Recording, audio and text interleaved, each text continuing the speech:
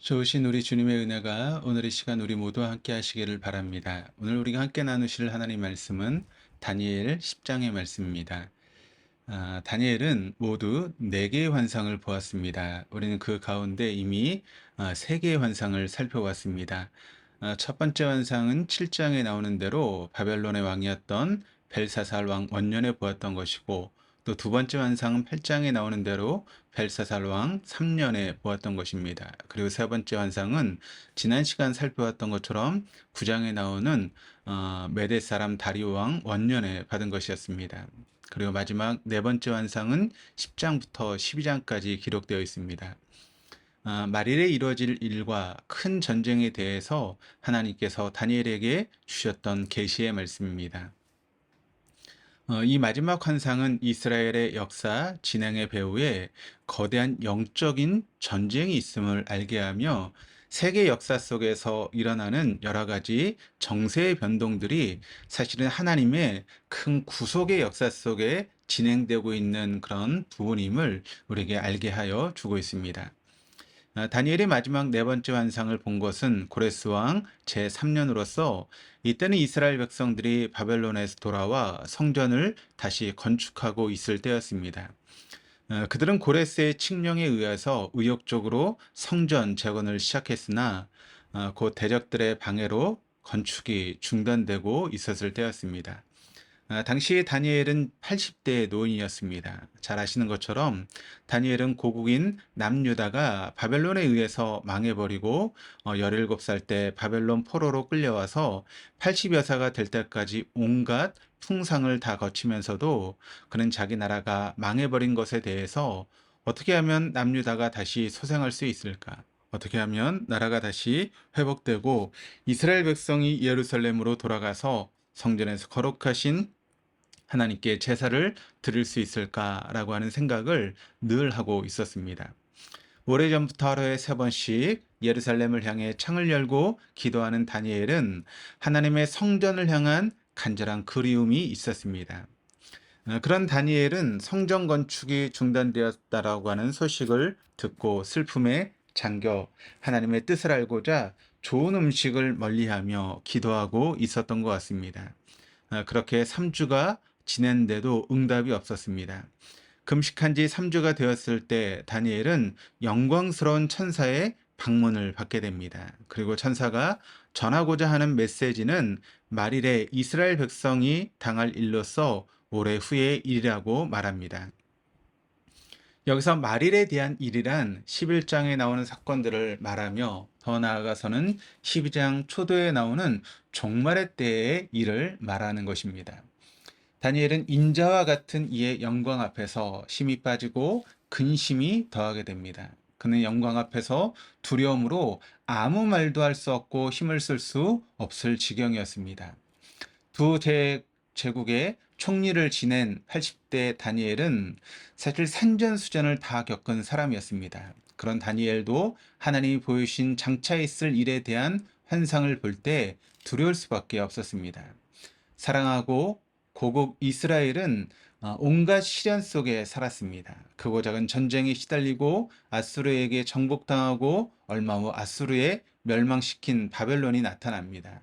그 바벨론을 메대와 바사 왕국이 멸망시킵니다.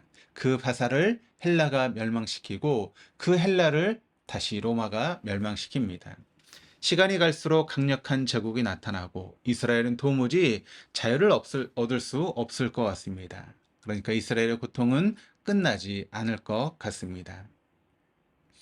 사람의 눈으로는 이해가 잘 되지 않습니다. 왜 시간이 갈수록 더 강한 제국들이 나타나 이스라엘의 독립을 방해할까? 왜 핍박받게 하실까? 왜 근식하며 간절히 기도하는데 새 이래가 지나도록 응답이 되지 않을까? 하나님 과연 나에게 관심을 가지고 계시다면 왜 내 기도에 응답하지 않으실까? 왜 나의 상황을 이렇게 산 넘어 태산으로 만드시는 것인가? 그런데 하나님은 다니엘에게 뭐라고 하십니까? 그 하나님의 은총을 받은 자라 격려합니다. 그리고 첫 번째, 두려워하지 말라라고 말씀하십니다. 다니엘이 떨고 있으니까 두려워하지 말라는 말씀이신데 그 같은 말씀으로 다니엘을 위로해 주셨습니다. 두 번째는 평안하라라고 하는 말입니다. 다니엘은 그가 본 환상으로 인해서 마음에 근심이 있었습니다. 전쟁과 끊임없는 제국들의 등장은 다니엘을 근심하게 만들었습니다.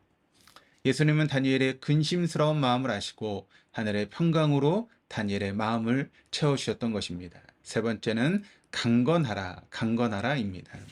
같은 말씀을 두 번이나 반복하고 있습니다. 다니엘의 힘이 모두 빠져 있으니까 하나님은 다니엘에게 강하고 담대할 것을 말씀하시는 것입니다.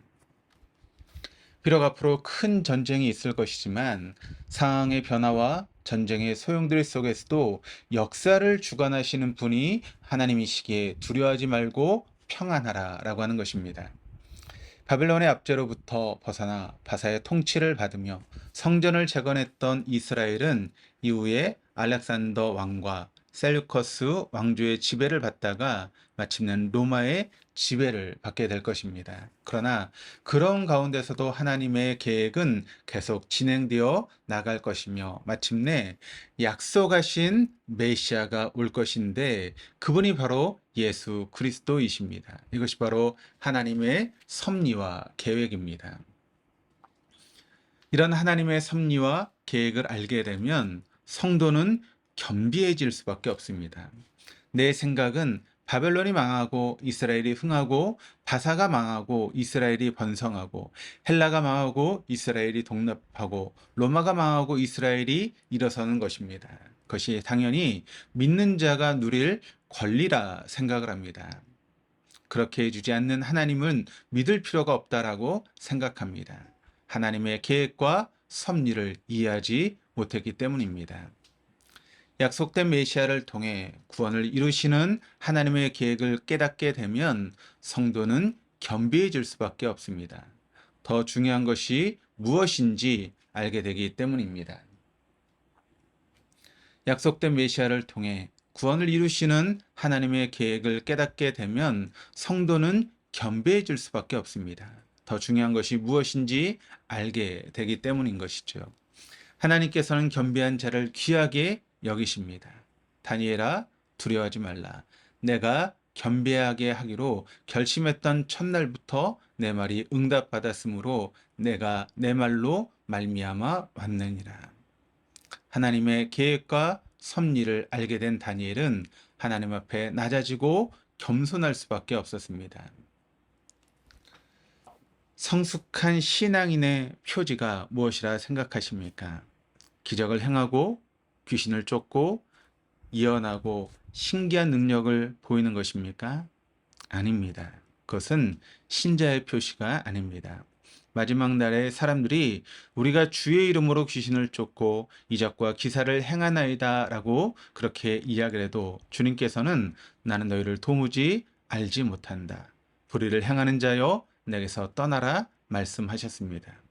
능력이 필요하지만 하나님의 마음이 아닌 마음으로 행할 수 있다는 것입니다. 성숙한 신자의 표는 바로 하나님 앞에서의 겸비함입니다. 하나님의 섭리를 믿고 하나님의 계획의 완전함을 인정하는 것입니다.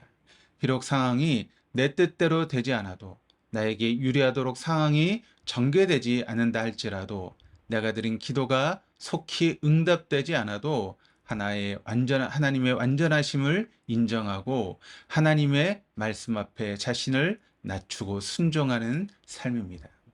그 얻은 삶이 저와 여러분의 삶이 될 수 있기를 주님의 이름으로 축원합니다. 기도하시겠습니다. 우리는 하나님을 믿는 내가 승승장구해야 하고 형통해야 한다 생각합니다. 어느 때는 그것이 신앙의 목적인 것처럼 살아가기도 합니다. 그러나 이제 그런 전반전 인생의 단계를 넘어 하나님의 계획과 섭리의 완전함을 인정하고 주 앞에 겸비하여 하나님의 말씀 앞에 순종하는 믿음의 후반절을 달리게 하여 주옵소서. 하나님께 사랑하시는 겸비함을 지닌 성숙한 믿음의 자녀 되게 하여 주옵소서. 감사드리며 예수 그리스도 이름으로 기도드립니다. 아멘.